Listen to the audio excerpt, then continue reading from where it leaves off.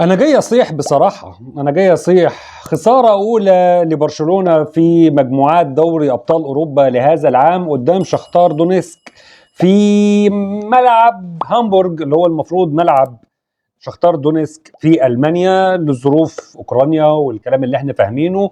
ويعني فتره فراغ يمر بها برشلونه من ساعه ماتش الكلاسيكو مرورا الى ماتش ريال سوسيداد وختاما بهزيمته قدام شختار بنتيجه 1-0. فلو عايز تعرف صياحي ورد فعلي عن هذه المباراه، عارف، اعمل لايك وشير وسبسكرايب، اشترك في القناه لو مش مشترك. يلا بينا نبدا.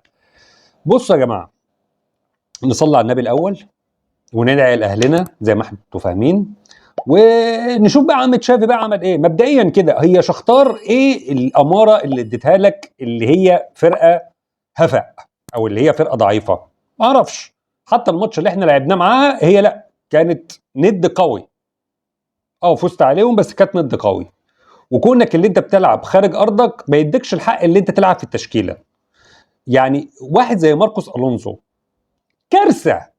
كارثه الراجل ده طول ما هو في ال11 ده اكبر كارثه موجوده. الراجل عنده لا مبالاه غير طبيعيه، عنده بطء وديلي غير طبيعي، عنده بطء في تفكيره واتخاذ القرار غير طبيعي، ده غير التناحه والدم البارد.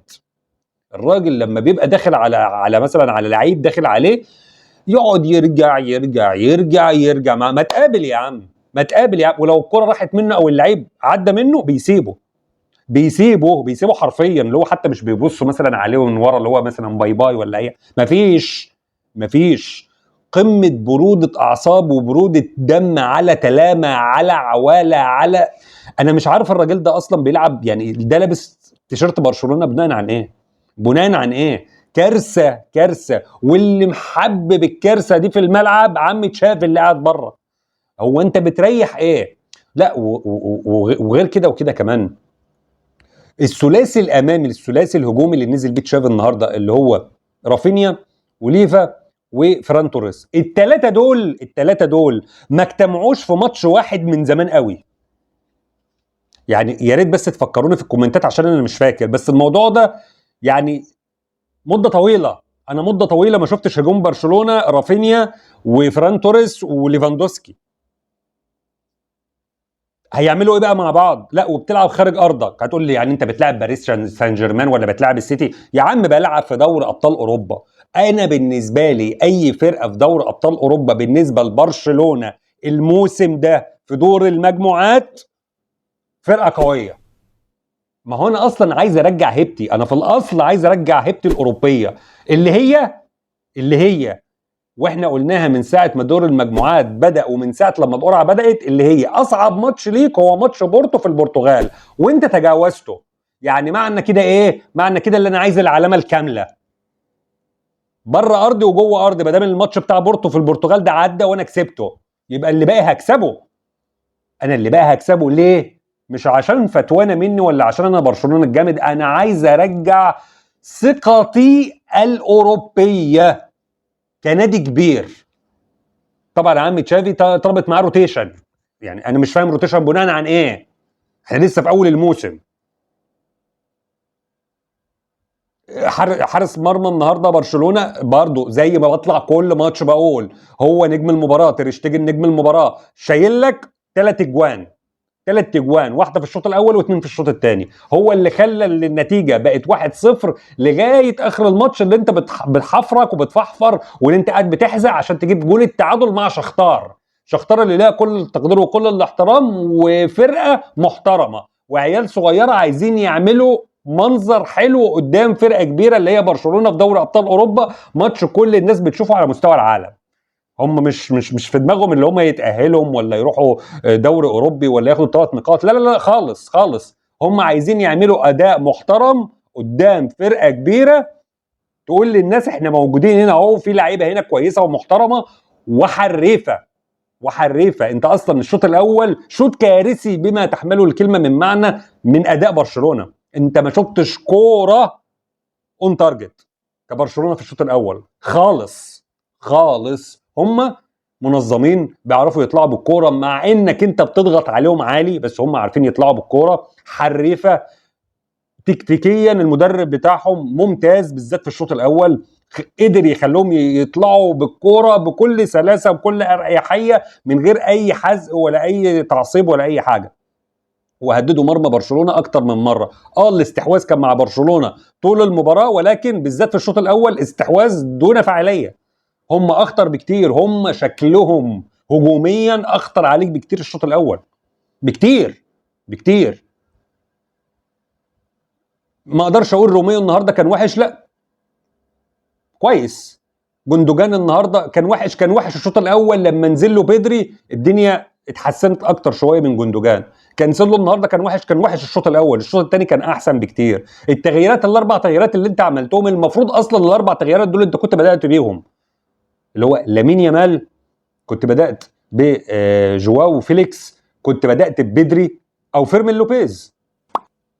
كل ده كوم، واداء ليفاندوفسكي ده كوم تاني بقى. انا كل مره بطلع ادافع عن ليفاندوفسكي واقول احنا المنظومه بتاعت برشلونه الموسم ده ما بتخدمش ليفاندوفسكي، ليفاندوفسكي بيطلع بره كتير، كل الكلام ده كنت بقوله. لكن النهارده لا، بصراحه بقى انا ليفاندوفسكي انا مش شايفه اصلا في الماتش خالص خالص. بطء السنين، قراراته كلها اللي هو مرمي في حضن المدافعين، مفيش اي حاجه بيعملها. حتى لما بيخرج بره منطقه الجزاء اللعيبه بتسيبه، بتسلمه لاقرب واحد، ما عادش حد بيخرج معاه، عارفين اللي هو مش مؤثر.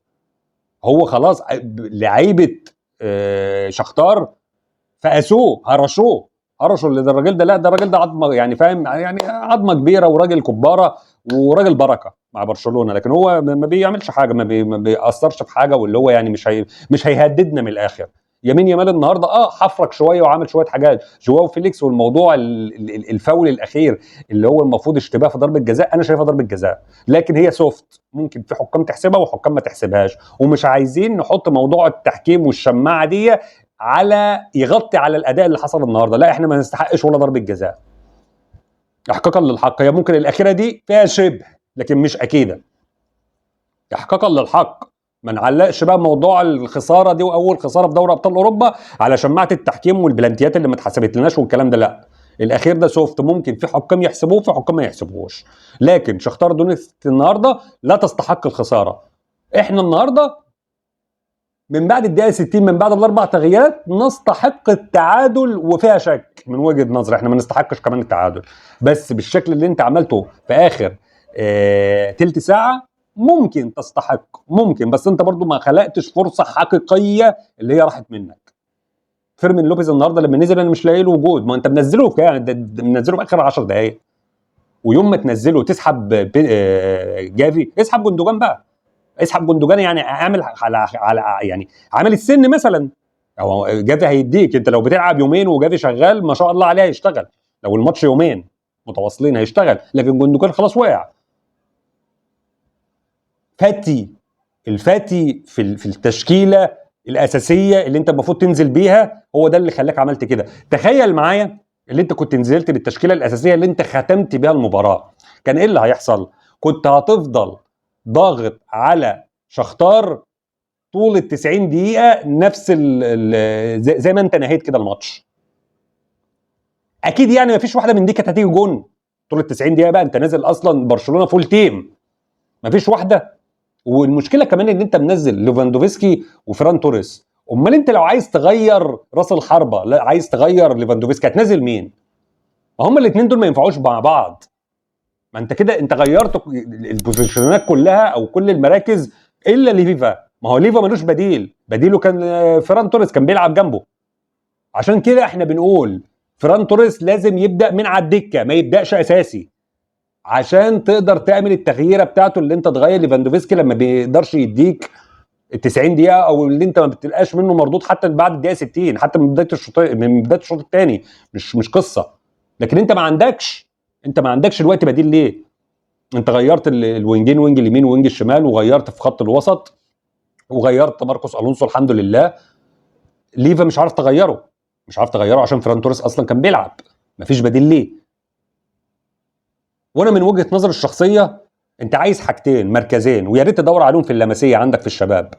بديل لبالدي عشان ما نشوفش ماركوس الونسو ده تاني. مش يعني ما تدورش في اللمسيه. انت فرقه الشباب اللي تحت الفرقه دي على طول الفرقه الثانيه هات الباك اليمين بتاعها حطه معاك. والعيال بقى اللي فين الواد اللي كان اسمه جونجو ولا جونجو ولا جونجو اللي هو اللي نزل جاب جون ده اللي هو المهاجم راس الحربه ده راح فين؟ طب انت ما بتنزلوش ليه؟ يبقى بديل لليفا. ايه المشكله ما دام فيران توريس كان بيلعب وليفا بيلعب كنت عملت التبديله دي. كان اسمه ايه الواد ده؟ والله مش فاكر اسمه عشان هو لعب بس ال 10 دقايق اللي نزل جاب فيهم الجون. هو الواد ده فين؟ ما اعرفش. ولكن خساره يتحملها 100%. تشافي بينزلوا بتشكيله اساسيه غريبه مريبه عجيبه. ده في وجهه نظر الشخصيه، ما اعرفش وجهه نظر حضراتكم ايه. استناها في الكومنتات. ولو بتحبوا الحلقات دي يا ريت تعملوا لايك وشير وسبسكرايب، تشتركوا في القناه لو مش مشتركين. كان معاكم خالد الشناوي، برنامج فار. سلام.